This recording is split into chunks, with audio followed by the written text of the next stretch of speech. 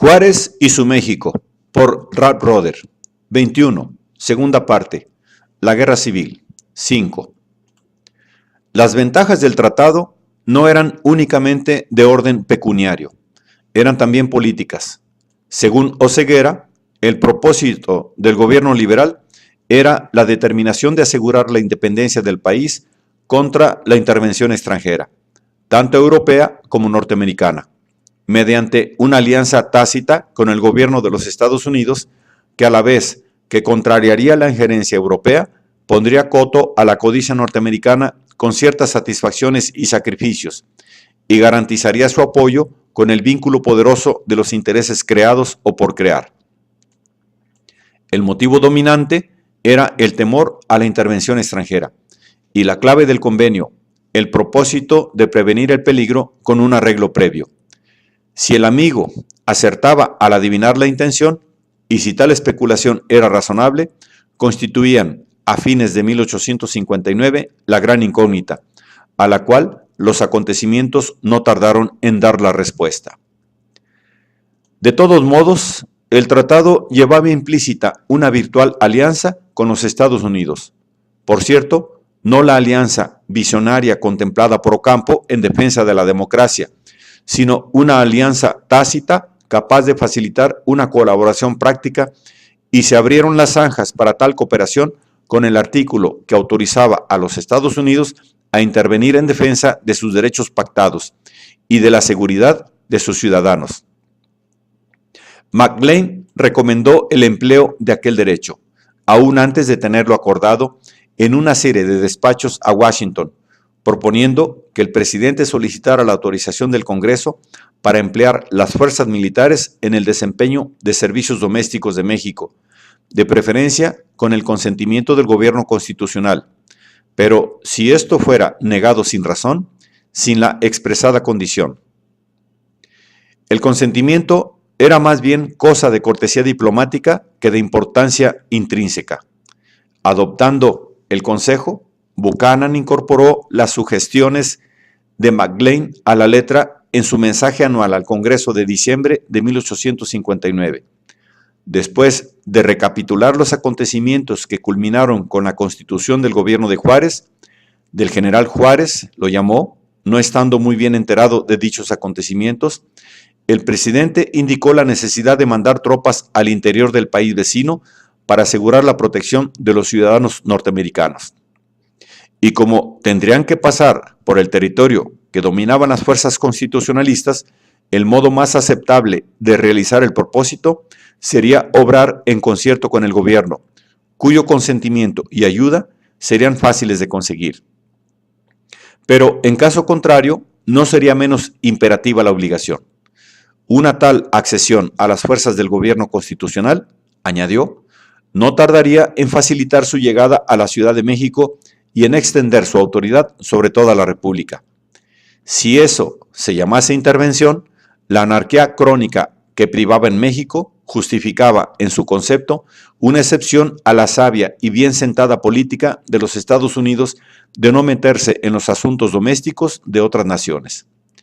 Si no obramos en tal sentido, no sería extraño que alguna otra nación emprendiese la tarea, obligándonos a intervenir, al fin y al cabo, en circunstancias más difíciles para el mantenimiento de nuestra política tradicional.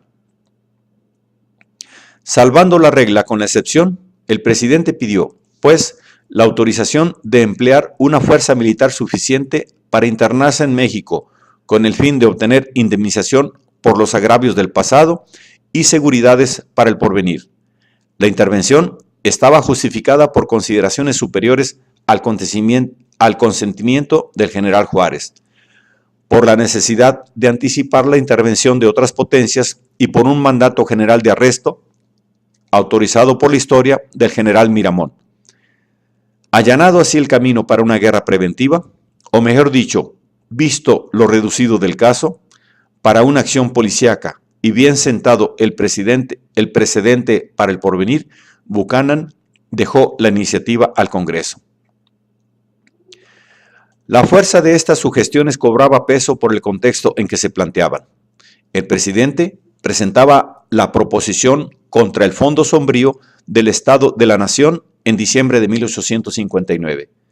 Materialmente, los norteamericanos nunca se habían encontrado en mejores condiciones de vida.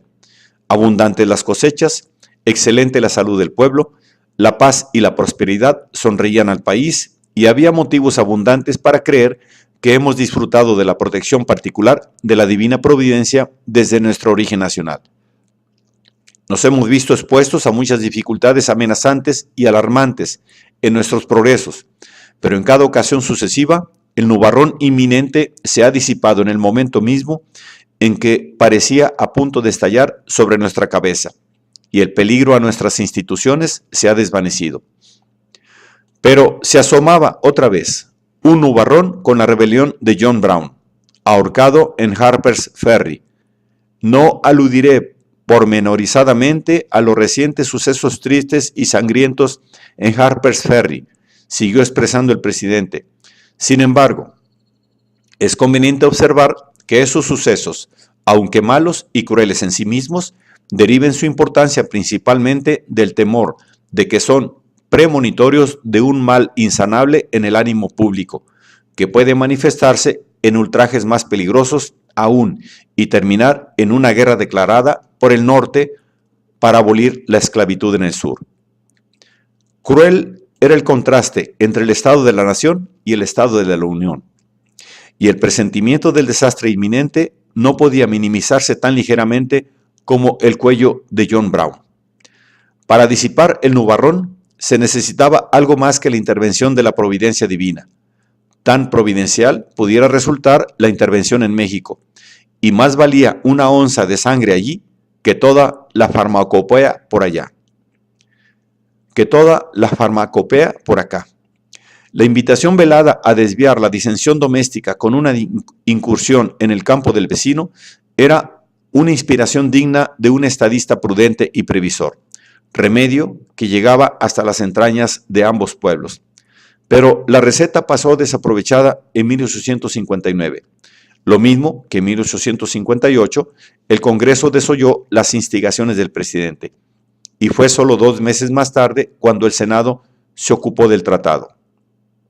Entretanto, Buchanan siguió desarrollando su política personal, dentro de las limitaciones del Poder Ejecutivo. La conclusión del convenio y la necesidad de ponerlo en vigor impusieron la obligación automática de proteger al otro signatario con una cooperación eficaz, y las oportunidades se volvieron imperativas a principio del año 1860. 5 semanas después de celebrar el tratado, McLean informó a Washington que Miramón se preparaba para volver al sitio de Veracruz.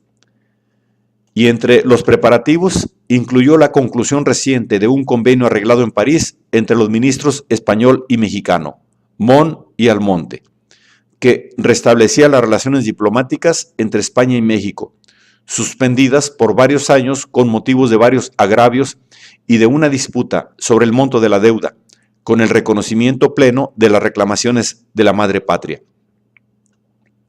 La oportunidad así, facilitada a España por otra racia contra el gobierno de Veracruz, exigía las precauciones específicas respecto a la conducta que habría de adoptar cuando la plaza estuviera expuesta otra vez a los azares del sitio y del asalto, y añadió sugestiones. Cuando Texas pidió la incorporación a nuestra unión, luego que el Congreso accedió a su solicitud, el presidente Mr. Polk giró órdenes a las fuerzas navales de los Estados Unidos en el Golfo de México para que obrasen tal como si Texas formara ya parte de nuestro país, defendiéndolo en caso de agresión, a pesar de que el Congreso tejano no había aceptado aún el acto de admisión.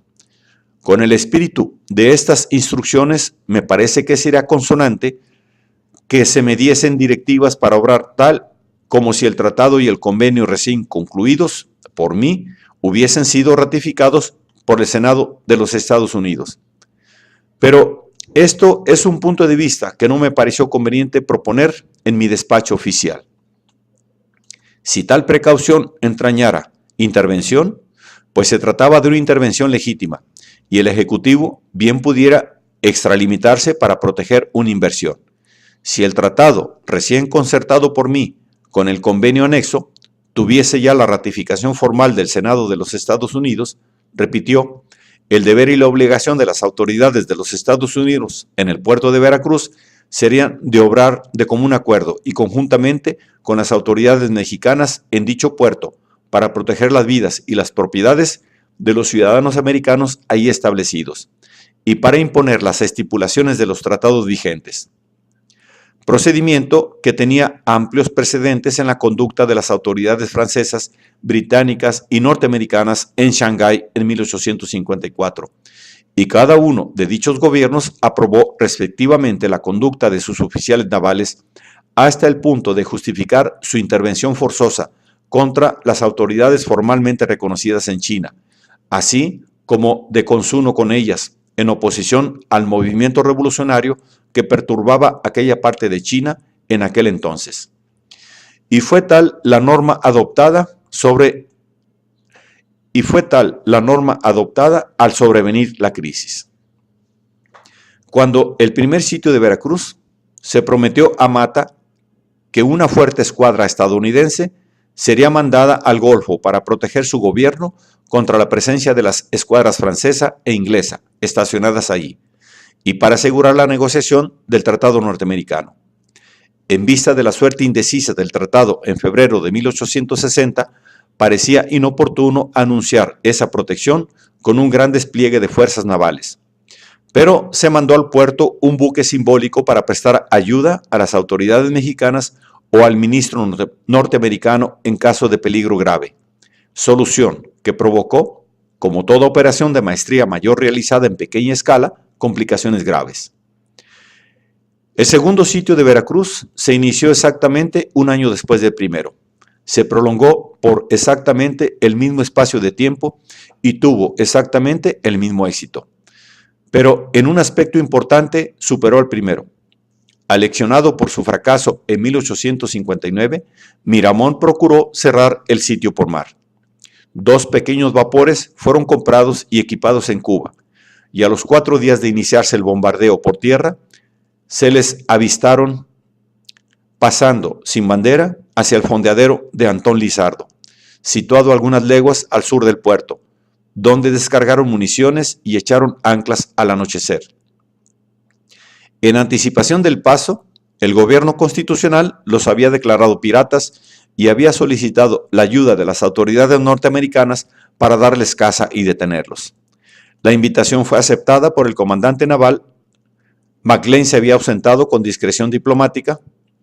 Al atardecer, 2 pequeñas embarcaciones, alquiladas por el gobierno mexicano con el buque de guerra norteamericano a remolque, salieron del puerto y, pasando frente a las escuadras extranjeras sin responder a los saludos de rigor, desaparecieron en el crepúsculo. Los espectadores, tomando el fresco en las azoteas, pasaron la noche observando los relámpagos y escuchando los truenos de los cañones en las tinieblas del sur. Y al amanecer, la expedición regresó al puerto con los 2 vapores presos a remolque.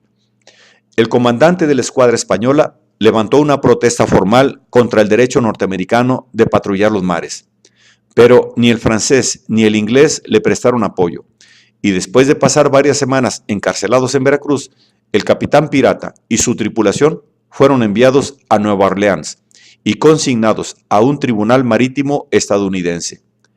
El dictamen de la corte fue favorable a los presos, que salieron en libertad, después de un litigio prolongado que provocó un revuelo en el Congreso de los Estados Unidos y una interpelación al presidente. Buchanan reconoció que el comandante norteamericano había intervenido con su conocimiento y ascenso. Los conservadores fecharon la decadencia de su causa desde aquel día. Se agarraron del primer palo para explicársela. Los buques embarcados tenían un valor militar muy discutible. Buques de cabotaje destinados a entregar armas y municiones a Miramón no podían asediar, ni mucho menos bombardear la plaza sin embrollar a las escuadras extranjeras ancladas en las aguas territoriales del puerto. Su valor político radicaba en poner a prueba la libertad de los mares y como arma provocativa tenían un valor molesto considerable. Pero cualquiera que fuese la amenaza, la teoría de un cerco por mar fue frustrada por la intervención norteamericana y la infracción del derecho marítimo fue reconocida con demasiada tardanza para cambiar el resultado. Por 3 semanas más, el bombardeo por tierra siguió vomitando metralla en la plaza en una demarcación de impotencia fulminante. La furia del ataque fue suficiente para ahuyentar a las colonias extranjeras que buscaban refugio a bordo de sus navíos, provocando una protesta del comandante británico contra la matanza de civiles inermes, y para obligar al gobierno a domiciliarse en la fortaleza marítima de San Juan de Ulúa.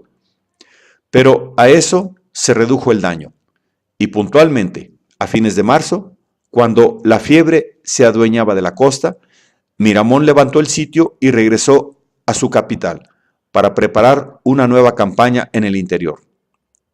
Nadie, sino él, hubiera sido capaz de fracasar 2 veces en el mismo intento, sin sufrir un desprestigio fatal, y su crédito estaba ya muy gastado. Su última función espectacular se efectuó en diciembre de 1859, al regresar a Guadalajara, donde el clero celebró sus triunfos anteriores con una liturgia especial compuesta en su honor y estrenada en la catedral, equiparando el nombre sagrado de Miguel Miramón a todos los políticos del Viejo Testamento en turno, ensalzando al campeón providencial con cada vaivén del incensario y consagrando con loas obsequiosas su apodo popular de joven macabeo. Enseguida, su buena estrella iba menguando rápidamente. Al volver de su viaje redondo a Veracruz, su crédito cayó tan bajo en la capital que Zuluaga volvió a reclamar la presidencia. Pero al hombre olvidado de la guerra civil, Miramón le impuso silencio sin levantar más que el dedo índice a la boca. Le voy a enseñar cómo se hacen los presidentes, dijo, y tomándolo preso, lo llevó consigo a la campaña como rehén. En eso, el cuerpo diplomático se reunió y expidió una declaración, haciendo observar la falta de un gobierno efectivo en la capital y manifestando que su presencia era precisa únicamente para asegurar la protección de los nacionales extranjeros. Muy dudoso, en cambio, fue el servicio prestado a la causa constitucionalista por la intervención norteamericana en Veracruz. El gobierno, ya desprestigiado por el tratado, se encontraba comprometido más gravemente aún por la única ventaja producida por el pacto. Los temores provocados por el tratado mismo cobraron fuerza con un incidente que demostraba hasta cuáles extremos uno de los signatarios estaba dispuesto a recurrir para protegerlo, en tanto que la inclinación del otro a aceptar tal protección agravaba la indignación nacional. Proyectado como un dique contra la intervención extranjera, el tratado servía en realidad de criba para su infiltración, y lo que sobresalía era la cuestión de saber hasta dónde la cooperación de uno de los signatarios iba a llevar al otro. Esta cuestión preocupaba también al socio estadounidense. Aludiendo en su primer informe después del sitio a la rabia del gobierno de Miramón contra todos los extranjeros y de un modo especial contra los americanos, siendo los últimos los blancos de denuncias más enconadas que todas las demás. Maclean observó que, afortunadamente, muy pocos de sus compatriotas permanecían en la República, pues de otro modo el resentimiento maligno tan constantemente manifestado en contra de ellos acabaría por meter a las dos naciones en una guerra de conquista. La alianza activa con el gobierno liberal había ensanchado el alcance de la guerra civil, llevándolo al borde mismo del conflicto internacional. Ya era tiempo de imponer el alto ahí, y el gobierno británico había dado el primer paso en ese sentido. El gobierno británico ha comunicado a ambos bandos su deseo de ver pacificado al país. Siguió exponiendo a Buchanan.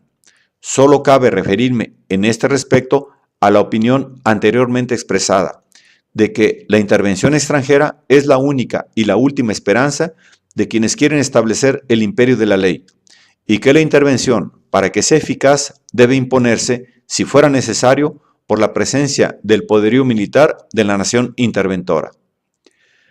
Tal intervención será ofrecida tarde o temprano, y en una fecha no muy distante, en mi concepto, al gobierno de Miramón, y tal vez a ambos gobiernos. Y de ser así, Si su conformidad no se manifiesta pronta y cordialmente, será impuesta por una demostración de fuerzas navales en el Golfo de México tal que ninguno de los gobiernos luchando por el poder será capaz de resistirla. Dicha intervención puede tomar la forma, al principio, de una demanda presentada a ambos gobiernos para el cumplimiento exacto de los convenios vigentes, en virtud de los cuales casi el 70% del importe total de los ingresos aduanales de este país se debe a los tenedores de bonos de cierta porción de la deuda pública denominada deudas convencionales de la Gran Bretaña, Francia y España. Pero no tardará en asumir dimensiones mayores, y bajo su influencia, el elemento europeo recobrará su ascendencia, extendiéndose quizá hasta los estados de la América Central. Para prevenir estas eventualidades, era imperativo, pues, que se determinara hasta dónde el gobierno estadounidense estaba dispuesto a llegar en defensa de la doctrina Monroe.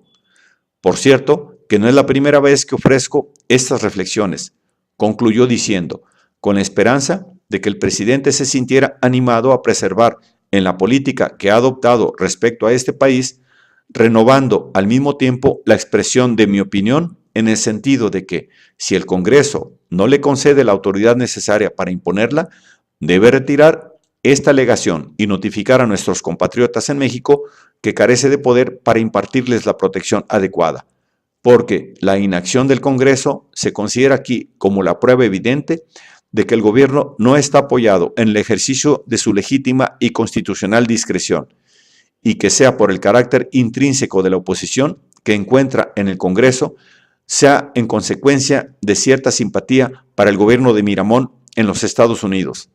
Aquel gobierno puede confiar en el reportamiento continuo, persiguiendo, entre tanto, una política caracterizada por la más atroz crueldad en la guerra y por toda clase de expoliación y exacciones.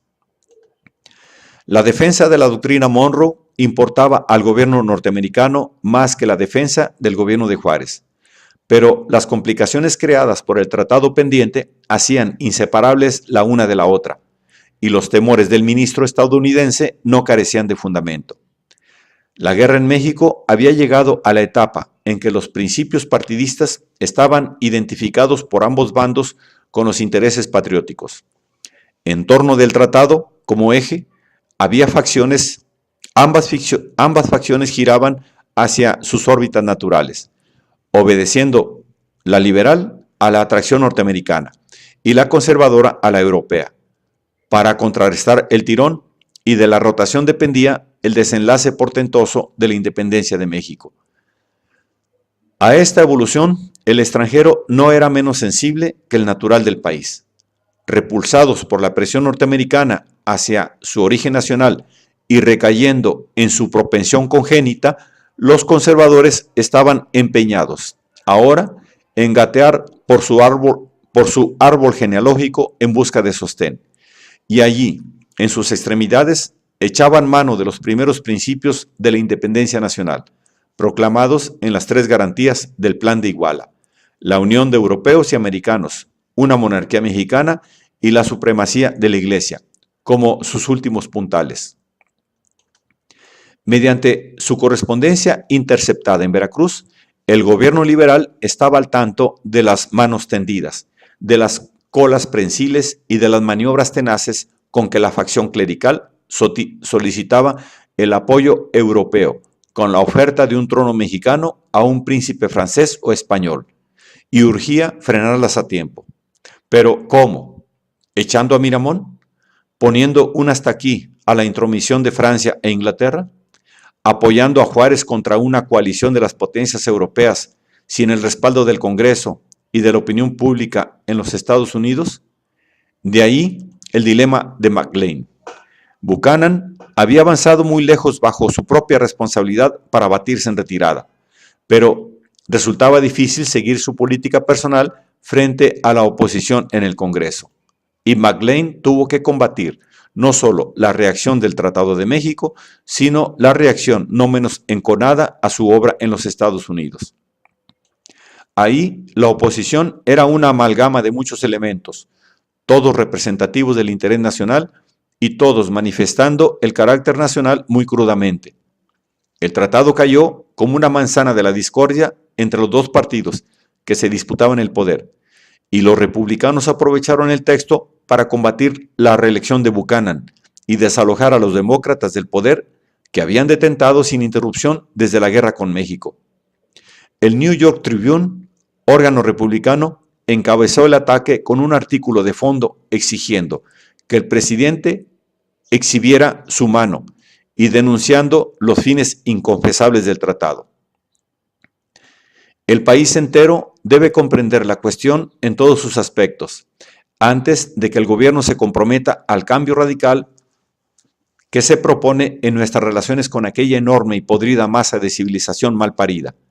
Sea que las consecuencias que nos esperan, conforme al nuevo ajuste de nuestras relaciones internacionales con aquel país, serán la anexión de sus relativamente despobladas provincias, cayendo en nuestras manos en masas desintegradas, tan rápidamente como podemos cubrirlas con la esclavitud. Sea que nos lleguen en la forma de la absorción fácil del área, ya cubierta con la población levítica, bastarda, pigmea y semisalvaje, poco nos importa desde el punto de vista nacional. Tanto el uno como el otro sería un arreglo perjudicial y preñado de malas consecuencias. No queremos meternos en otros cenagales mexicanos o pantanos dolorosos. Si lo que codiciamos es Sonora, digamos Sonora. Si se trata de otras provincias, que se las nombren. Si es todo México, digámoslo también. Que el pueblo comprenda claramente lo que persigue el gobierno. Protestamos contra lo furtivo y contra los falsos pretextos. Tal y como están las cosas actualmente, los estados libres deben luchar por su parte de las nuevas adquisiciones territoriales. Exigimos que sepan lo que pasa cuando se trata de tales asuntos, para que tengan la oportunidad, como decía el señor Calhoun, en favor de la esclavitud en California, de entrar en el negocio. Si vamos a posesionarnos de México o de cualquier parte de México, el pueblo del norte quiere que se le dé la oportunidad de entrar en el negocio. Sin embargo, con todo lo recto de la protesta contra lo furtivo de la política gubernamental y los falsos pretextos del tratado, no faltaba una cierta ambigüedad en los motivos del Tribuna al lanzar el ataque. El gran órgano de la oposición estaba dispuesto a entrar en el negocio, con tal de sacar algo en provecho del Partido Republicano. Al día siguiente del ataque, el tratado fue sometido a una prueba preliminar en una sesión secreta del Senado, ampliamente divulgada por el mismo periódico. La discusión fue iniciada por un senador republicano, Mr. Mason, y se esperaba, dada su filiación, que censuraría el premio gordo de una administración demócrata. Pero Mr. Mason no pudo decidirse. Censuró el proyecto, sí, pero mal de su grado, por ser una infracción a la política tradicional de los Estados Unidos de no inmiscuirse en los asuntos domésticos de otras naciones, lo que nunca convendría en aprobar. Sin embargo, dada la anarquía que privaba en México, estaba dispuesto a hacer el ensayo. Respecto a la objeción presentada en el sentido de que Juárez no representa a un gobierno regular, suponía que Juárez tenía tanto derecho a tal reconocimiento como la otra facción. Y bien que actualmente ejercía autoridad sobre una parte reducida del país, creía, aunque sin poder dar al Senado una garantía positiva al respecto, que la ratificación, con la ayuda prestada por nosotros, establecería a la causa liberal en el poder. Pero ninguno de los oradores reaccionó según las reglas. Mientras que Mr. Mason estaba dispuesto a oír razones, no pasó lo mismo con Mr. Wigfall, quien hizo uso de la palabra enseguida. Mr. Wigfall tenía ya formada su opinión antes de abordar la tribuna, y a pesar de ser demócrata del sur, denunció toda la treta por ser absolutamente indigna de defensa o de toleración. No había ningún gobierno en México capaz de concertar un tratado o de cumplir con sus condiciones si fuese concertado. No queremos México ni su población cruzada. Juárez y su pandilla india no sabrían gobernarse y puestos en contacto con nuestro pueblo lo contaminarían.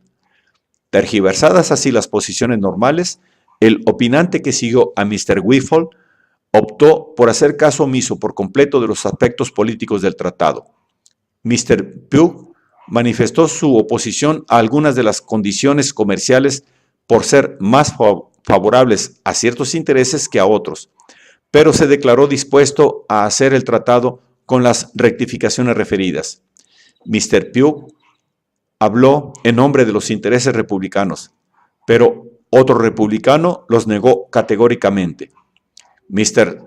Simmons cerró el debate con uno de sus razonamientos fuertes, conclusivos, prácticos, poniendo a descubierto lo sofístico de las preteridas ventajas comerciales. La Nueva Inglaterra no tiene interés alguno, ni inmediato ni remoto, en este tratado. Todo lo contrario. Es sustancialmente el comercio libre con México lo que nos obligaría, conforme a la cláusula insertada en cada tratado comercial durante los últimos 40 años, relativa a la admisión de cada nación en igualdad de condiciones con la nación más favorecida, a pedir los mismos privilegios, y tendría como resultado la ruina de nuestras rentas, obligándonos a recurrir a los impuestos directos. Este punto y otros más de igual fuerza impresionaron mucho. Tanto fue así que se suspendió el debate hasta el día siguiente, cuando Mr. Seward debía abordar la tribuna, pero la elocuencia del jefe máximo del Partido Republicano no fue necesaria, estando el tratado, según el Tribune, más muerto que Julio César. El crédito del tratado lo cobraban Mr. Simmons, haciendo patente que no había nada en el tratado para el Partido Republicano, y Mr. Wigfall, haciendo otro tanto en pro del Partido Demócrata. Y el veredicto no era imputable al espíritu partidista, ya que varios senadores demócratas que cedieron a la persuasión del presidente y que estaban dispuestos a vencer los prejuicios, se pasaron al enemigo, y entre las filas republicanas la mayoría estaba comprometida a rematar el cadáver. Sin embargo, la prueba preliminar no era definitiva, y la administración no se dio por vencida con la primera escaramuza parlamentaria. Pero la publicidad dada a la sesión secreta del 28 de febrero, las invectivas del Tribune y la interpretación común y corriente del tratado como una oposición tomada sobre el territorio mexicano agravaron las dificultades del ministro que lo redactó. La reacción en el Senado dejaba plantado a McLean en el Senegal mexicano, sin la posibilidad de salir adelante o de sacar a Buchanan del pantano doloroso en que se había metido. Y precisamente en ese momento, la posición del gobierno norteamericano fue socavada por el gobierno británico, que asumió el derecho, como nación neutral, de intervenir como árbitro e imponer un hasta aquí a todos los contendientes. A los 4 días de alertar a su gobierno, la intervención europea en México se inició en la forma prevista por McLean. Pasando por alto la oposición en el Congreso de los Estados Unidos, las potencias europeas normaron su conducta por la tendencia general de la política norteamericana difundida por la prensa y por la necesidad de frenar sus propensiones predatorias con la debida anticipación. A la alarma difundida por el Times de Londres siguió un paso dado por el Foreign Office para prevenir la absorción pacífica de la República Mexicana con la oferta, no menos pacífica y no menos obligatoria, de poner fin a la guerra civil por la mediación diplomática. Apoyada por el gobierno francés, la proposición fue comunicada simultáneamente a los beligerantes mexicanos y al ministro norteamericano. Durante el sitio de Veracruz, el comandante de la escuadra británica propuso un avenimiento, rechazado por ambos bandos, y enseguida la iniciativa pasó del brazo militar a la mano diplomática. El ministro británico, Mr. Otway, retirado por indiscreción, fue reemplazado por el encargado de negocios, Mr. Matthew, y la nota cobró fuerza con la firma de un suplente que obedecía no a sus propias inspiraciones, sino a las instrucciones del ministro de Relaciones, Lord Russell. Mr. Matthew notificó a Mr. McLean que el gobierno de Su Majestad Británica vería con satisfacción un armisticio de 6 meses o un año y la elección de una Asamblea Nacional, escogida con imparcialidad y encargada de determinar el gobierno futuro, que no había intención alguna de prescribir la forma de tal gobierno, pero que debería ser un gobierno que diera algunas garantías de orden y estabilidad. Y por lo tanto, algunas indicaciones previas eran convenientes. Deberíanse proclamar una amnistía general y deberíase declarar la tolerancia civil y religiosa, pues, a menos que los bandos contrarios demuestren alguna clemencia, no hay esperanza de paz interna. Si no se acepta este consejo, concedido en bien de México, el gobierno de Su Majestad Británica no tendrá otra alternativa sino de exigir de ambos bandos las reparaciones adecuadas para los males padecidos por los nacionales británicos. A tales condiciones, el ministro norteamericano no podía prestar objeción. Inadmisibles para ambos bandos, los términos fueron rechazados por ambos, excluyendo Miramón la tolerancia de cultos e insistiendo Juárez en el reconocimiento incondicional de la Constitución. Pero las objeciones mexicanas no eran pertinentes. La proposición británica iba dirigida al único contendiente que importaba y llevaba una fuerte dosis del credo liberal para hacerla aceptable al fiador norteamericano. Y para que fuera más recomendable, el plan francés reproducía el plan inglés, apartándose del original solo en omitir la libertad religiosa. No obstante, Maclean no tragó la proposición y siguió aprobando y apoyando firmemente la determinación de Juárez de rechazar todo arreglo que no se conformara con sus propias condiciones, afirmando, al explicar su actitud a Washington, que los 4/5 de los estados se hubiesen negado a toda transacción y que el sentir casi unánime del Partido Liberal hubiera condenado a Juárez por el abandono de sus facultades constitucionales. A tal punto había llegado la alianza tácita, que la defensa a ultranza del protegido era indispensable para la seguridad del fiador. El abandono sería una torpeza criminal y Maclean insistió en que la única esperanza de pacificar a México era la resolución de Buchanan de seguir inalterablemente su política personal. Tan grave le pareció la situación a Maclean que dictó su propio mensaje al Congreso. Yo propongo que, antes de la clausura de sesiones del Congreso, se informe ampliamente a ese cuerpo del aspecto actual de la cuestión mexicana para que pueda compenetrarse de cuán inminente es el peligro de un gobierno basado en los principios monárquicos y ultramontanos del Plan de Iguala. Ya no se trataba de la intuición de Ocampo, sino de los negocios en peligro, y al terciar los británicos en el conflicto, las dificultades se agravaban. Rechazados por los liberales, no sería difícil que los conciliadores pasasen a la plaza opuesta y apoyasen a los clericales para imponer una transacción que les garantizara el trato de nación más favorecida. En condiciones tan desiguales, no le quedó a Maclean otro remedio que contemporizar, y por casi 3 meses logró mantener sin apoyo una tregua indecisa con la legación británica. Tales fueron las condiciones en que el tratado fue puesto a discusión por última vez en el Senado a fines de mayo de 1860. Adversas en febrero, se habían vuelto más desfavorables aún en mayo, porque, entre tanto, el clima político se había agravado y la prensa había ventilado todos los aspectos espinosos del tratado, menos el aspecto que preocupaba a Maclean. Al peligro de la competición europea no se hizo caso. La cuestión mexicana fue debatida, no en relación con la política exterior, sino en conexión con el problema doméstico que enfocaba la atención del país en aquella fecha, y la discusión del tratado, complicada por la cuestión candente de la esclavitud, cayó de lleno en la disputa precursora de la desintegración de los Estados Unidos. Sobre un punto, todas las opiniones andaban de acuerdo: la premisa fundamental de que el tratado entrañaba la anexión de territorio mexicano.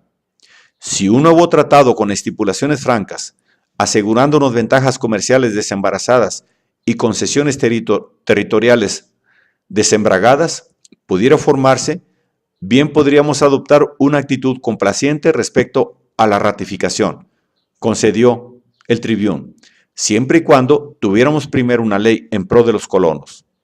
Al partido que propugna la extensión de la esclavitud, hay que combatirlo marchando por delante más bien que quedándonos por atrás. Tomamos el territorio despoblado al sur y sobrellenémoslo con colonos, y de esa manera sobrepujaremos a la esclavitud por allá. México está cayendo en pedazos y muy en breve tendremos la oportunidad de recoger los fragmentos conforme a nuestras condiciones. Repensando la idea rechazada en febrero, el órgano republicano se la apropió en mayo, adaptándola a la propaganda de la causa abolicionista. Si pudiéramos extender un cordón de estados libres a través del continente, siguiendo los límites meridionales de Texas, inundaríamos la cuestión de la esclavitud con una luz asombrosa. La esclavitud no podría saltar tal cordón y toda la parte inferior de México podría pudrirse y corromperse a sus anchas con relativamente poco peligro de contaminar a nosotros. Tal y como están las cosas hoy en día, y serían peores con este tratado híbrido, no tenemos ninguna garantía contra la implantación del peonaje y la ligatura gradual de esa forma de esclavitud en nuestra extremidad meridional, a lo que vendría a agregarse una amalgamación que dejaría más indeterminados nuestros límites meridionales que la cola de Satanás. Pero mientras que el Tribune abogaba francamente por una política agresiva en México, otro órgano republicano, entrando en el debate al mismo tiempo, salió con fuertes razones para frenar al presidente. El pueblo de los Estados Unidos debe escoger entre la conquista de México y la no intervención en los asuntos mexicanos, expuso el Atlantic Monthly. Puede ser que haya algo que decir en favor de la conquista, aunque los argumentos del presidente en ese sentido, pues tales son, si bien disfrazados, nos recuerdan mucho que los alegatos hechos en favor de la partición de Polonia.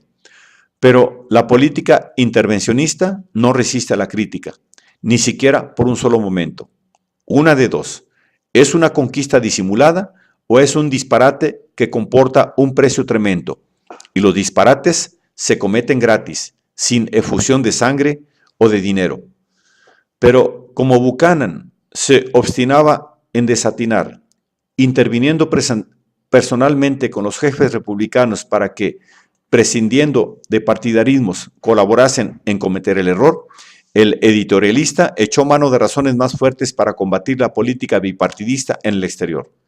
Los varios inconvenientes del tratado tenían un denominador común en la antipatía intensa y franca del pueblo norteamericano para el pueblo mexicano, y la revista pasó a examinar la contaminación que resultaría de la conquista tanto para los estados libres como para los esclavistas. En última instancia, la razón que determinará la absorción de México por los Estados Unidos será el espíritu inquieto y acaparador de nuestro pueblo. Pero esto pudiera permitirle una generación más de vida racional, si no fuera que su territorio ofrece un campo magnífico para el trabajo forzado y que nuestros negreros se afanan, por motivos pecuniarios y políticos, en aumentar el número de estados esclavistas. No hay un solo argumento en favor de los rígidos códigos serviles que privan en varios de nuestros estados, que no sería aplicable al esclavizamiento de los mexicanos, negros o mestizos, que tendrían una tez más oscura y una inteligencia menos esclarecida que los esclavos llevados a la tierra de conquista por los conquistadores. ¿Cómo permitir que los esclavos ahí transportados viesen a sus mismos inferiores disfrutando de libertad personal?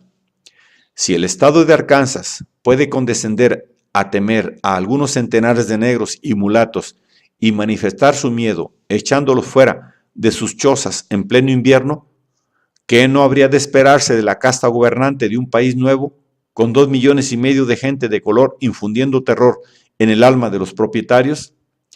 Sería imposible esperar una legislación justa o humanitaria de aquellos hombres, que serían culpables de la crueldad nacida de la injusticia y del terror. La raza blanca de México se sumaría a la raza intrusa para oprimir a las razas cruzadas. Y puesto que estos tendrían que someterse a la presión férrea que les sería impuesta, se aumentaría la población servil de América con más de 2 millones de esclavos, los que formarían la base electoral de 20 diputados en la legislatura nacional y de otros tantos electores presidenciales. De modo que la práctica de la tiranía más crasa proporcionaría a los estados esclavistas per saltum un incremento de poder político superior al poder alcanzable por los estados libres en un largo periodo de años, dedicados al trabajo y al ahorro y al expendio más liberal de capitales. Los indios no tendrían mejor suerte que los mestizos, aunque la forma de degradación sería quizás distinta. Los indios mexicanos constituyen una raza muy diferente de los indios que hemos exterminado o cazado hasta los confines remotos del oeste. Los indios mexicanos forman un pueblo triste, supersticioso e inerte, obra maestra de la dominación española, y aún suponiendo que no se intentara esclavizarlos, no por eso sería menos segura la condenación de su raza. Tal parece que no hay posibilidad de vida para los indios de cualquier país en que los anglosajones entran en fuerza. Un sistema de trabajo libre sería tan fatal para los indios mexicanos como un sistema de trabajos forzados. Los blancos que vendrían en tropel a México, una vez conquistado por los americanos, en la suposición de que se implantaría la esclavitud allá, mirarían a los indios con sentimientos de aversión muy fuertes, odiándolos no solo porque son indios, lo que sería razón suficiente, sino como competidores en las industrias dispuestos a trabajar a sueldos bajos, siendo pocas sus necesidades e insignificante el costo de su mantenimiento. El sentimiento de los blancos hacia los indios no difiere de aquel expresado por un estadista americano, quien dice que la causa de la incapacidad de México de crearse una posición nacional se encuentra en la igualdad política concedida a la población indígena. Según él, se debería degradar al indio, si no esclavizarlo por completo, y en su condición actual, la degradación del indio significa su exterminio. Esta es la opinión de uno de los hombres más hábiles del Partido Demócrata, un hombre dispuesto, aunque hijo de Massachusetts, a ir tan lejos en favor de la esclavitud como cualquier hijo de la Carolina del Sur. Demostración palmaria de la consustancialidad de la economía y de la cultura de un pueblo.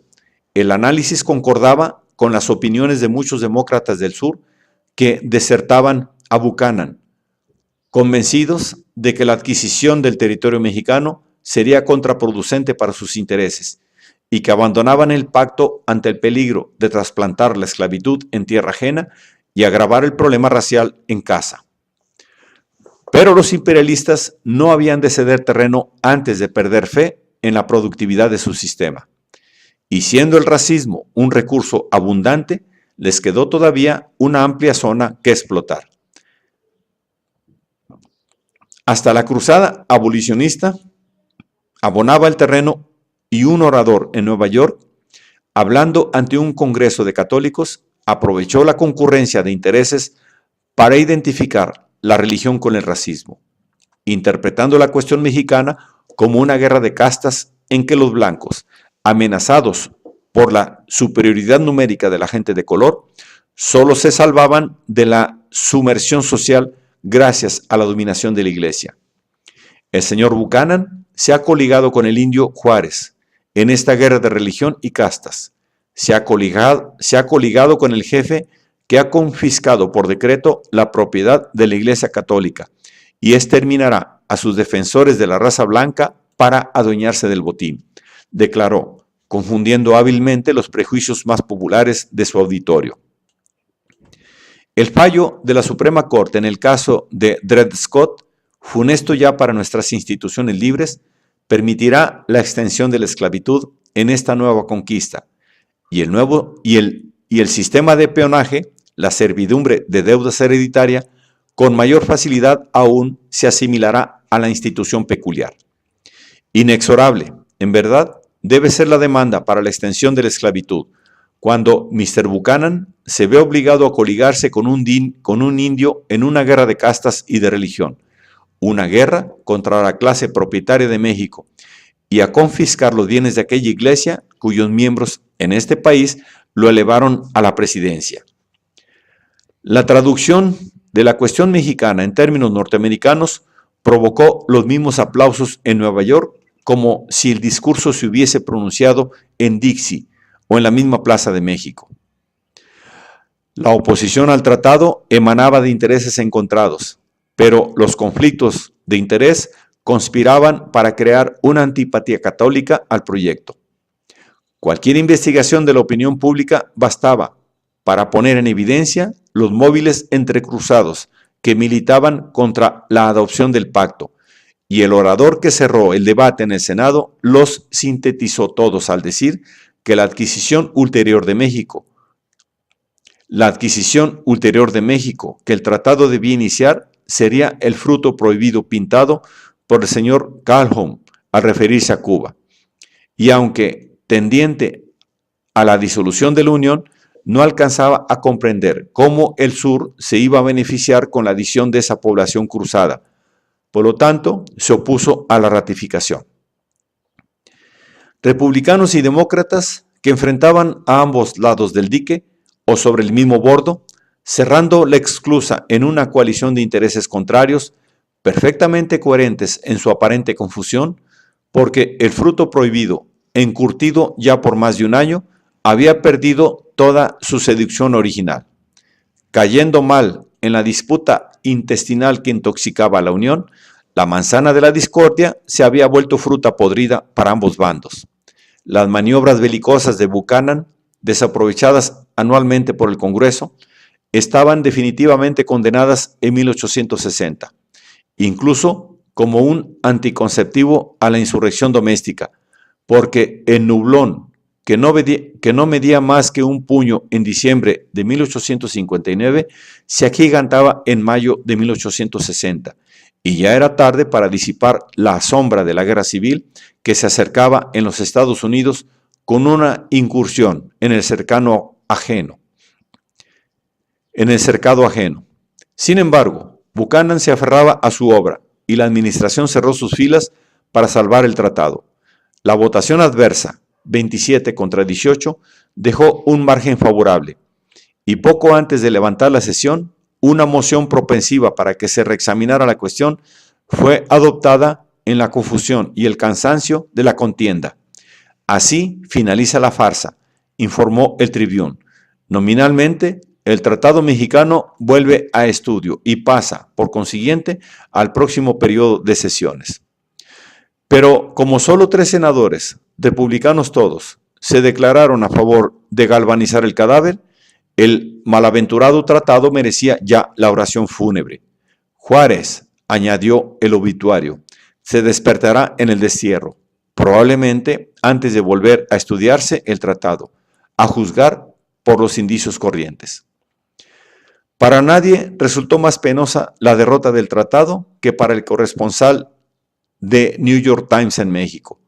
Aunque colaborador del periódico que llevaba la voz del señor Seward, Edward Dunbar no era un partidario político del jefe parlamentario de los republicanos, ni tampoco un periodista profesional, sino un hombre de negocios que utilizaba las columnas del Times para contribuir a la discusión con su conocimiento personal de la cuestión mexicana, para protestar contra la manipulación de tan grave asunto por políticos profesionales y para fomentar un entendimiento cordial entre dos pueblos amantes de la libertad. El único interés que la prensa y el Congreso de los Estados Unidos habían pasado por alto. Hay quien duda, dijo, que de haber delineado la administración con toda anticipación una política justa, firme e inteligente respecto a México, fruto de convicciones fundadas en conocimientos certeros, y de haber puesto en vigor tal política con esa fuerza moral que siempre resulta de la autoridad que dan las convicciones honestas e inteligentes, hay quien crea, digo, que este tratado, elaborado por un funcionario público probo y capaz, no hubiera podido vencer la oposición ruin de los republicanos y de los políticos furibundos que se unieron para destruirlo. Y hay quien cree que el Partido Republicano en Washington manifestó convicciones honestas fundadas en conocimientos certeros sobre la cuestión mexicana o un sentimiento más elevado que la determinación de lograr sus propios y perfectamente egoístas cálculos políticos sin importarles un bledo los medios ni el costo al país entero. Sintomática de tal espíritu era la labor de tántalo de Maclean, que citaba, en confirmación del cargo: con toda probabilidad, no existe otro ejemplo conocido de los esfuerzos diplomáticos de un enviado americano para establecer relaciones amistosas y provechosas con una potencia extranjera que hayan sido atacados con una malignidad tan recorosa y una violencia tan cruda como en el caso del señor Maclean. Si hubiese sido un imbécil diplomático, tan corrompido como el político más vil y el más negro traidor de su patria, no se hubiera podido vituperarle con más vehemencia por los esfuerzos hechos para sostener el carácter y el renombre americanos en el extranjero y la causa de la libertad en México, y para crear relaciones de amistad y comercio entre los dos países. Sea que una conducta tan extraordinaria de parte del pueblo y del Congreso americanos y tan contraria al espíritu y a las declaraciones del siglo que vivimos, tenga su origen en la ignorancia, en la apatía, en las pasiones políticas o en la falta de todo sentimiento sincero de simpatía con la libertad en otros países. Solo el tiempo lo dirá. En la actualidad, estamos unidos con agencias despóticas para sofocar las esperanzas recién nacidas de libertad en México y para volver a lanzar al pueblo a las tinieblas y a la desesperación. Hoy en día, los Estados Unidos ocupan la posición más ruin que puede mantener una república libre y poderosa hacia un vecino débil y desesperado, una posición que será para nosotros una lacra y un baldón en el futuro. Estaba airado porque la cuestión mexicana perjudicaba a su propio país. El fracaso del tratado se debía a la manipulación del pacto por los intereses de partido.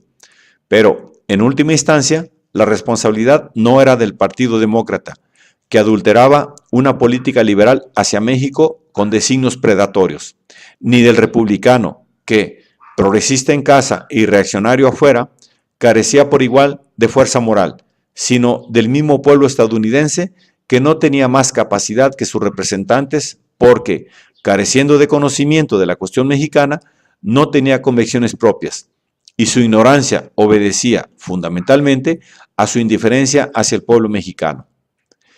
En atenuación de tal apatía, Dunbar pasó lista a todas las disculpas posibles. Mucha de la indiferencia y, podemos decir, la aversión a los asuntos mexicanos en general, empezó por asentar, se deben, sin duda, al carácter de la correspondencia mexicana que aparece en la prensa. Sin servicios informativos regulares y remunerados, el público recibía las versiones de los voluntarios irresponsables e interesados, y sus propias contribuciones constituían una excepción a la forma en que se ha combatido en los países llamados cristianos y cultos, y especialmente en los Estados Unidos, todo argumento racional y toda relación de los hechos favorables a la causa liberal. Apenas salida una noticia de tal carácter, las perversiones, las falsificaciones o las desmentidas categóricas han brotado por todas partes. Y por lo pronto, el error ha vencido a la verdad. Pero la prensa era responsable solo en parte de la falsificación de la cuestión mexicana. Otras fuerzas contribuyeron a fomentar los errores vulgares de la opinión pública. Entre estas había que incluir a Prescott, que tanto había hecho para difundir un concepto erróneo de la historia antigua de México al adoptar y copiar las exageraciones, las inconsecuencias y los yerros de los primitivos cronistas españoles. Nadie ha hecho más para ofuscar las percepciones de la generación actual o para impedir una comprensión cabal del pueblo mexicano, de su condición actual y del carácter del conflicto que arde ahora en su país, que nuestro historiador predilecto. La notoria integridad, industria y uniformidad de criterio de Prescott, unidas a su habilidad literaria, han prestado a su Conquista de México, que no es más que un lindo romance, toda la autoridad de una historia verídica y prosaica. Prescott elogia la cristianización de México y se elogian sus escritos en España.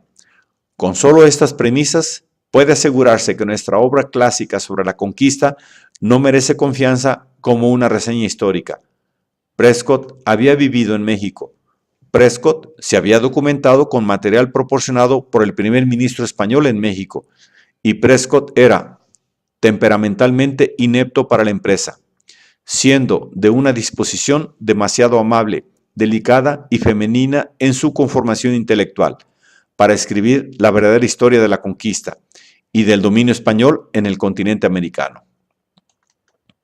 Nunca se había manifestado tan claramente lo peligroso del talento literario, porque, basada en la conquista literaria de México por Prescott, se había implantado todo el raigambre de falacias fecundas que todavía extraviaban a la opinión pública, la creencia común de que el cristianismo se había implantado en Hispanoamérica porque la iglesia se había implantado allí, y la deformación actual de la cuestión mexicana, gracias al casi exclusivo control de los medios de propaganda por el clero y los partidos retrógrados. Pero ni la pluma de Prescott ni la propaganda clerical eran más que causas accesorias de la insensibilidad del pueblo norteamericano. La principal era el prejuicio racial.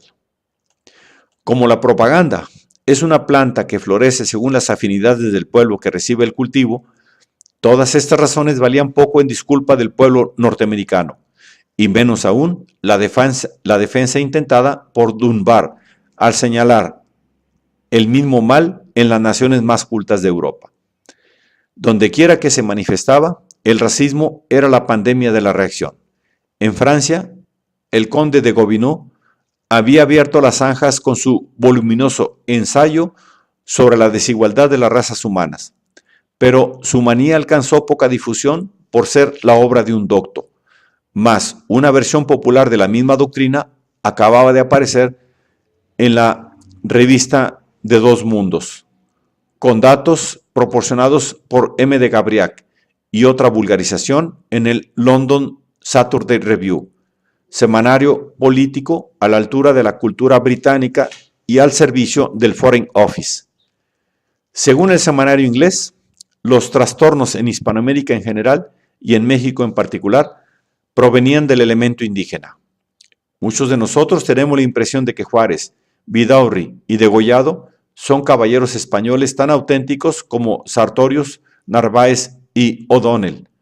Pero la verdad es que los tres personajes referidos, todos mexicanos, generales y constitucionalistas, no son más ni menos que indios de pura sangre y por lo tanto parientes mucho más próximos de los Ojibweways que fueron exhibidos hace poco en Londres que de cualquier hidalgo en España.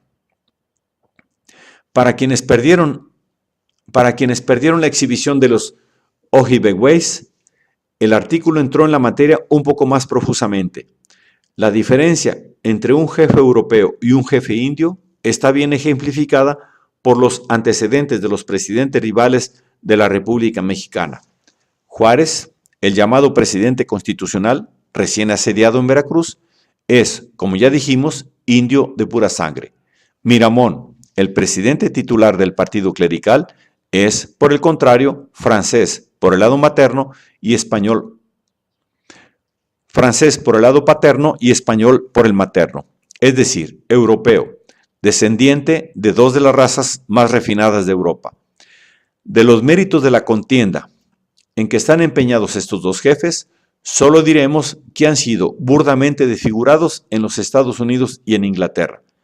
El conflicto versa sobre la confiscación de los bienes de la Iglesia, y esta circunstancia ha suscitado un cierto grado de simpatía tibia, aquí y en América, en favor de Juárez, el campeón de la facción anticlerical.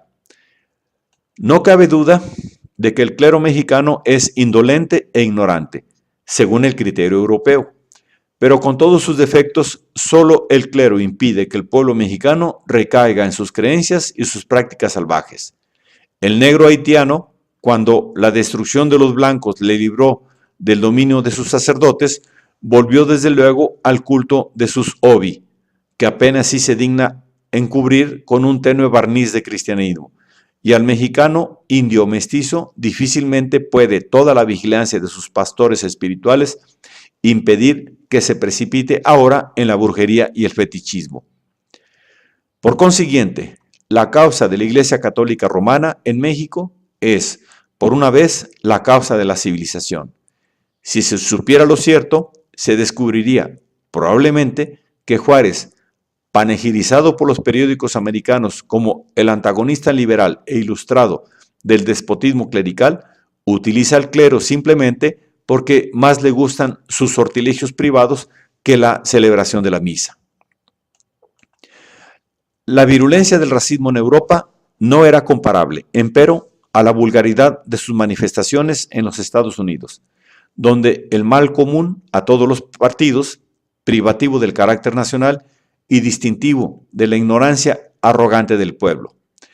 La facilidad con que el más vulgar de los vicios de la vanidad humana se prestaba a la manipulación política quedó ampliamente demostrada por la discusión de la cuestión mexicana en la prensa y en el Congreso de los Estados Unidos. La densa indiferencia del pueblo norteamericano al vecino se transformaba en aversión mortal. Solo con amontonar los problemas étnicos de ambos países e identificar la cuestión mexicana a la cruzada abolicionista en los Estados Unidos. Y la culpa de la derrota del tratado la tenía, según Dunbar, la demagogia del Partido Republicano. Porque los indios, los aborígenes, los naturales de México, que hace siglos gimen y se revuelcan bajo el talón del opresor, se esfuerzan como pueden ahora para alcanzar la libertad. Se les denuncia y se les insulta desde un cabo de la cristiandad al otro.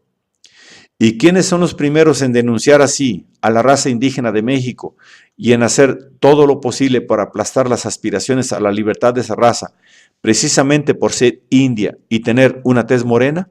Vaya, los mismos que se dicen los abanderados del gran partido republicano en los Estados Unidos, los mismos que ensordecen al público gritando su odio a la opresión, su amor al hermano negro encadenado y su determinación de emanciparlo, cueste lo que cueste, y de colocarlo cuanto antes en plan de igualdad con su hermano blanco. ¿Qué profundidad insondable de simulación e hipocresía se revela en tan crasa inconsecuencia? Si alguna vez se ha presentado ante el Senado de los Estados Unidos una gran medida de vital y general trascendencia para el país entero y que no tenía nada que ver con el negro, esta era el Tratado McLean-Ocampo, pero se metió al negro en medio y por supuesto se dio al traste con la medida. La explotación del racismo, tanto por los abolicionistas como por los esclavistas, en defensa de sus intereses económicos y en provecho de dos sistemas antagónicos de producción, daba la medida del humanitarismo norteamericano, y Dunbar se indignó porque, en su concepto, el primero y el más trascendental de los intereses nacionales era el carácter nacional. Sea que el fracaso del tratado fuera obra de la ignorancia, de la apatía, del partidarismo político o de la falta de simpatía sincera para la libertad de otros pueblos, la derrota significaba una decepción profunda para su fe en la democracia norteamericana. Tenía en su contra a la mayoría, y según la teoría democrática, la mayoría tenía razón. Raras veces se había equivocado tan rotundamente aquel conglomerado de ignorancia supina y de egolatría ciega, que formaba la mayoría compacta de sus compatriotas, y sus esfuerzos en pro de una alianza entre dos pueblos amantes de la libertad habrían pasado inadvertidos a no ser por un periódico norteamericano que les dedicó un comentario cahuístico. Al discutir problemas de política mexicana, observó el New York Journal of Commerce, el señor Dunbar cree legítimo emplazar y alabar y condenar, prestando así a sus reseñas mexicanas mucha envergadura y un vasto alcance, y tendiendo, mucho lo tememos, a implicarle no menos profundamente en la política americana que en los mismos asuntos de México. Cabet Canem. Lo peligroso del oficio de intérprete era la capacidad de apreciar ambos aspectos del problema y el riesgo de pasar por extraño en tierra propia. Pero Dunbar levantó el guante sin tomar en cuenta las consecuencias. La crítica del Journal, contestó, es justa y acertada. Nada más correcto. Soy ciudadano americano, nacido y educado en los Estados Unidos, con derecho a votar. Según la práctica de las instituciones democráticas, soy miembro del pueblo, uno de los amos que mandan a Washington a sus empleados para que cuiden de sus intereses. Me doy cuenta de que aquellos empleados públicos en Washington no atienden a mis intereses de ciudadano americano, ocupado en negocios lícitos y legítimos. Es muy natural, pues, que reclame el derecho de emplazar y alabar y condenar a casi todo el mundo relacionado con el gobierno, según lo merecen en mi concepto, y de investigar las causas que elevan al poder a personas tan notoriamente ineptas para ocupar sus puestos.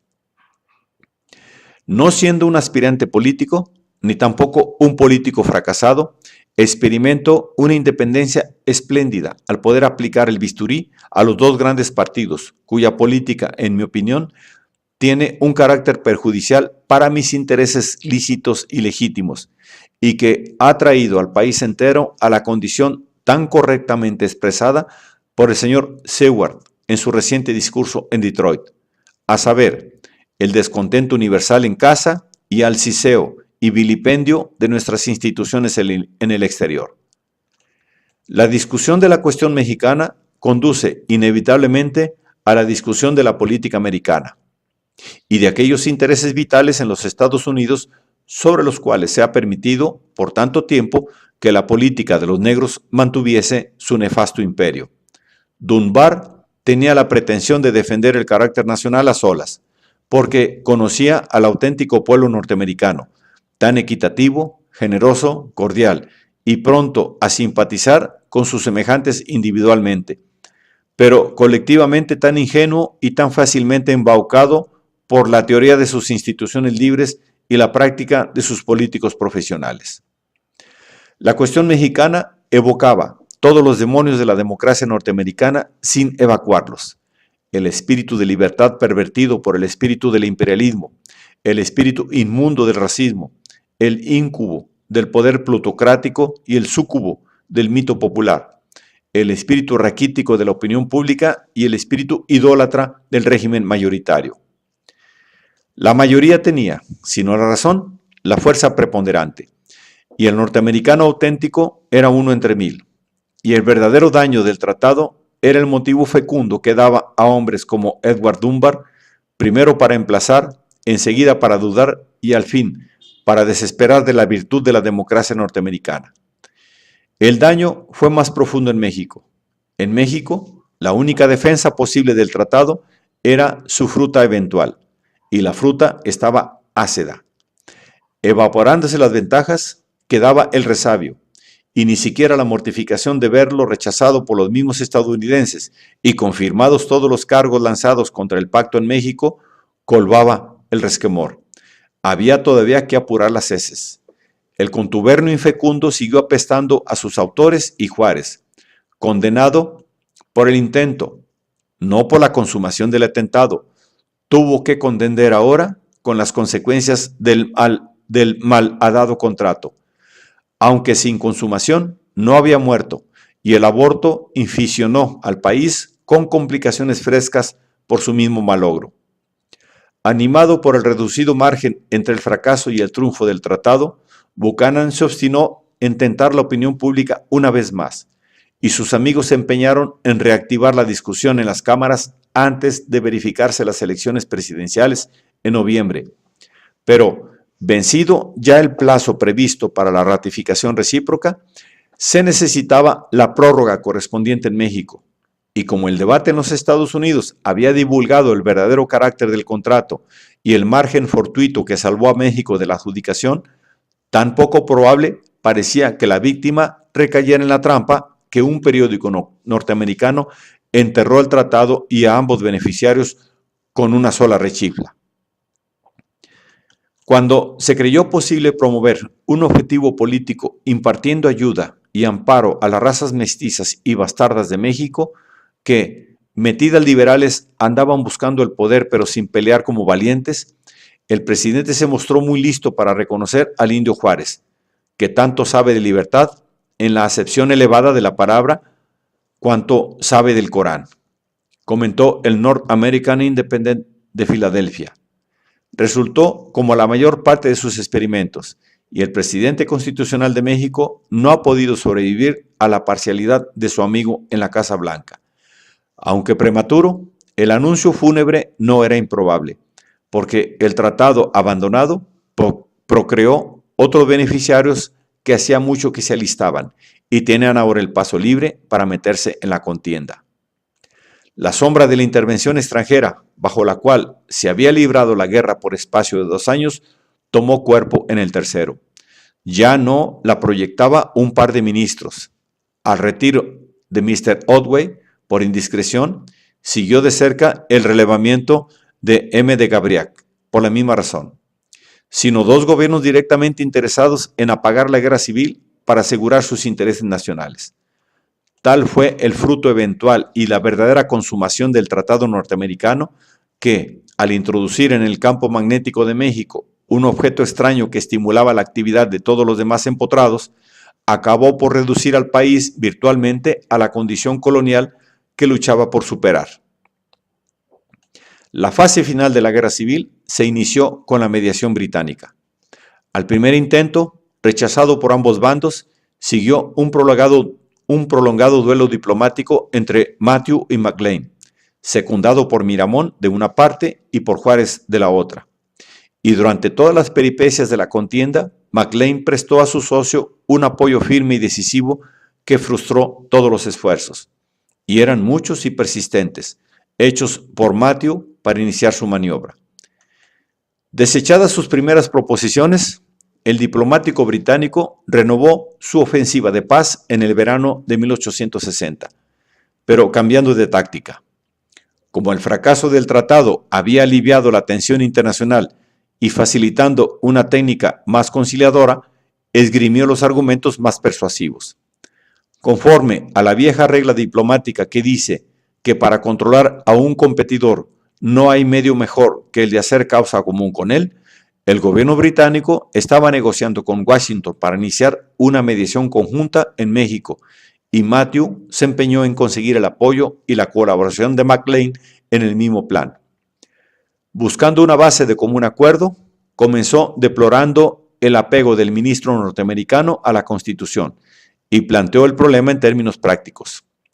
Como eran irreconciliables los beligerantes en materia de principios, la única posibilidad de llegar a una transacción la veía en un sacrificio de personas. El señor Juárez se ha negado a toda clase de concesiones, asentó como base de la proposición. Por otra parte, los acontecimientos de los últimos 2 años, la absoluta incapacidad de sus capitanes y su propia falta de energía, excluyen de antemano toda esperanza de un triunfo partidista alcanzada bajo su dirección. Es más, prestan verosimilitud a la creencia general de que el señor Juárez y su ministro de Relaciones, sabiendo que el establecimiento del gobierno constitucional en México les reduciría a una oscuridad merecida, están muy lejos de anhelar la paz. ¿Qué tal es también en parte el sentimiento por este lado?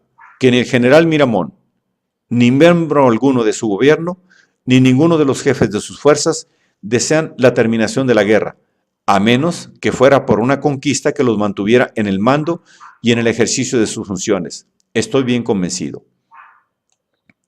En estas circunstancias, creo que no tengamos esperanza alguna de paz, sino por conciliación mutua, arreglos producidos por la intervención extranjera o la sustitución de una persona más enérgica y más capaz que el señor Juárez como jefe del Partido Constitucionalista.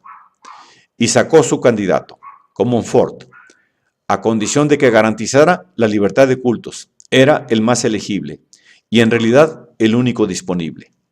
Me inclino a creer que podría reunir los sufragios de las potencias europeas aliadas en estos momentos, si los Estados Unidos ejercieran su influencia en su favor en Veracruz.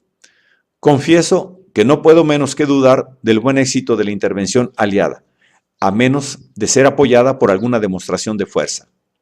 Los Estados Unidos poseen naturalmente la influencia dominante con el gobierno que han reconocido, y pudiera ser más fácil para ellos que para cualquier otra nación inducir a los jefes en Veracruz para que se conformasen con un arreglo diplomático y el arbitraje.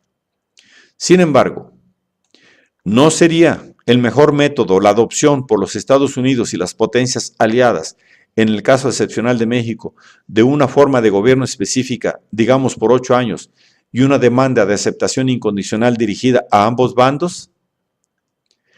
La terminación de la guerra civil con la vuelta de Comonfort hubiera sido una sentencia cruel contra Juárez y una expiación terrible de su temeridad al suplantarlo, si la idea hubiese sido adoptada. Pero la solución era muy inglesa para quedar bien en México o para interesar a Maclean. El solo hecho de proponerlo en serio hubiera bastado para poner en duda las aptitudes diplomáticas de Mathieu, y la moción hubiese sido original. Si la moción hubiese sido original, pero no era de su propia Minerva. Él no hacía más que seguir las instrucciones de Lord Russell, que recibía a su vez las instrucciones de Lord Palmerston. Y en el concepto de Lord Palmerston no había nada excepcional en el expediente del arbitraje obligatorio, ni nada de anormal en el concepto de su agente en la designación de Comonfort, el conciliador nato, para hacer aceptable la idea en México. La solución era eminentemente inglesa y eminentemente razonable en Londres, y a Mathieu le tocó el encargo de recoger la evidencia que lo acreditara. Cumplió con el cometido con ansiedad, y sus diligencias confirmaron y contribuyeron a difundir la detracción corriente del presidente constitucional, cuya eliminación era una necesidad de la política británica. Así se hacen y se deshacen las reputaciones contemporáneas. La debilidad de Juárez era un postulado indispensable para el buen éxito de la política británica en México. Pero, sabiendo que esto era el punto débil de su argumentación, Mathieu siguió tajando a los puntales y sacó una tajada mejor para sobornar a Maclean. A menos que me equivoque rotundamente en mi juicio, el único objeto y deseo de los Estados Unidos es el de ver establecido en México un gobierno basado sobre los mejores y más firmes cimientos para la prosperidad del comercio y el disfrute de plena libertad de cultos y del amparo de la justicia por el extranjero. Por lo tanto, me he figurado que la cuestión de una constitución federal o central carecía por completo de importancia en su concepto. Además, se había empeñado en averiguar los sentimientos de los jefes constitucionalistas en el interior, y sus investigaciones le daban amplias razones para creer que el señor Juárez anda muy equivocado al suponer que existe entre ellos adhesión alguna a la Constitución de 1857, salvo por el principio general de libertad civil que encarna, y sospechaba que muy poco podía alegarse en favor de la legalidad, palabra aprovechada de bando a bando por fines puramente personales. Puesto que la Constitución no importaba nada para los mexicanos que luchaban en su defensa, ¿qué interés podía tener para el extranjero? Bastaba la tenacidad cismática de Juárez para justificar su eliminación. No hace concesión alguna en aras de la paz, ni en deferencia a los consejos y a las demandas justas de las potencias aliadas extranjeras, y confía, por el contrario, en un triunfo de partido por negociaciones. Triunfo que la ineptitud más obvia y la falta de energía han impedido hasta ahora que lograse por la fuerza de las armas, aunque apoyado por los ingredientes del éxito más poderoso. Los motivos de Juárez eran comprensibles, pero Mathieu no alcanzaba a comprender los móviles de Maclean al apoyar su ambición. Las justas demandas de las potencias extranjeras bastaban para satisfacer todas las aspiraciones legítimas y razonables de la democracia. Garantías legales, estabilidad, comercio, libertad civil, libertad de cultos. ¿Qué más quería el ministro norteamericano? Sin duda, sería fácil entenderse en México. Tenían la misma ideología, hablaban el mismo lenguaje de la democracia capitalista. La fórmula inglesa garantizaba sus intereses comunes. Juárez no importaba nada para sus correligionarios, y Comonfort era el sustituto más indicado para justificar su eliminación. Hasta aquí, Mathieu tenía razón, pero lo que no alcanzaba a comprender era lo más obvio: la obligación de Maclean de defender la Constitución juntamente con el gobierno que había reconocido, el tratado que había concertado y la alianza que había forjado con el partido cuyo triunfo era esencial para la seguridad de los intereses norteamericanos. La validez de todos sus derechos era inseparable de su legalidad. Pero George B. Mathieu tenía una capacidad poco común para quedar corto ante lo más claro. Claro estaba que la Constitución no podía eliminarse sin sacrificar el derecho básico de la autodeterminación, derecho indispensable en cualquier forma de democracia. Y esa dificultad, por lo menos, la estimó en su debido valor al proponer como solución la intervención extranjera, una demostración de fuerza, el arbitraje y la imposición de un gobierno por las potencias aliadas.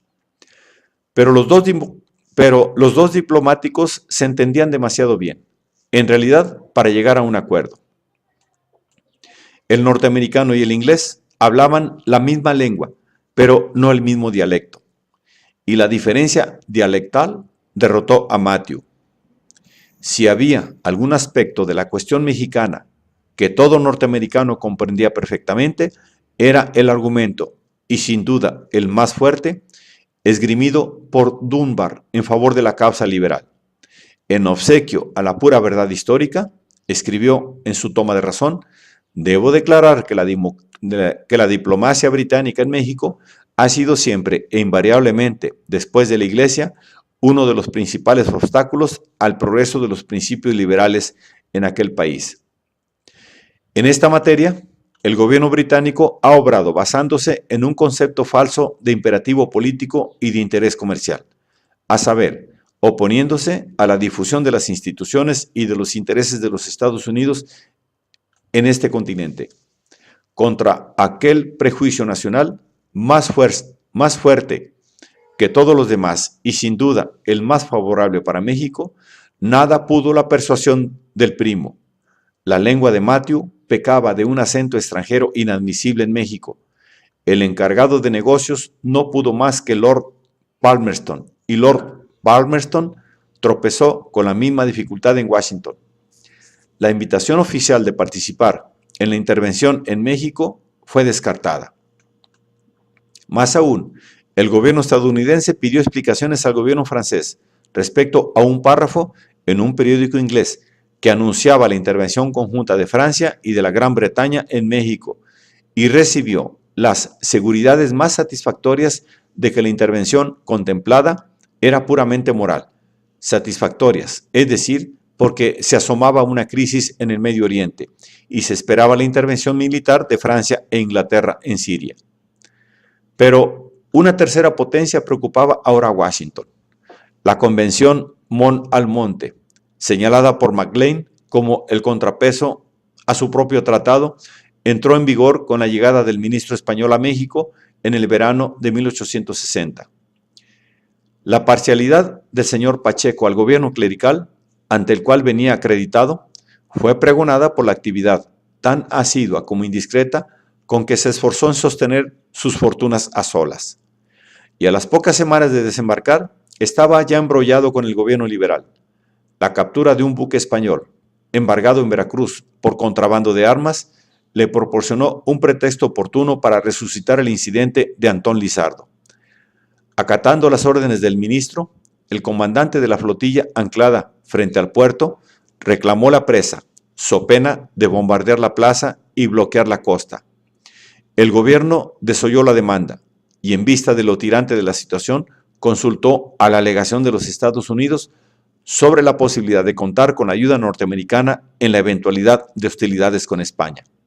Maclean estaba en Washington a la sazón, consultando a su gobierno, y el incidente vino a subrayar la cuestión que motivaba su viaje: ¿hasta dónde había de extenderse la protección del gobierno constitucionalista?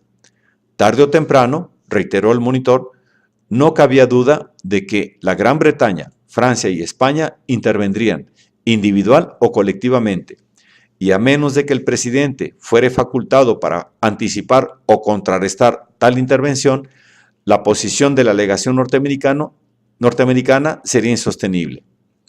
En anticipación de esta contingencia, Maclean recomendó que se retirara la alegación si fuera posible emplear la Armada de los Estados Unidos para evitarlo.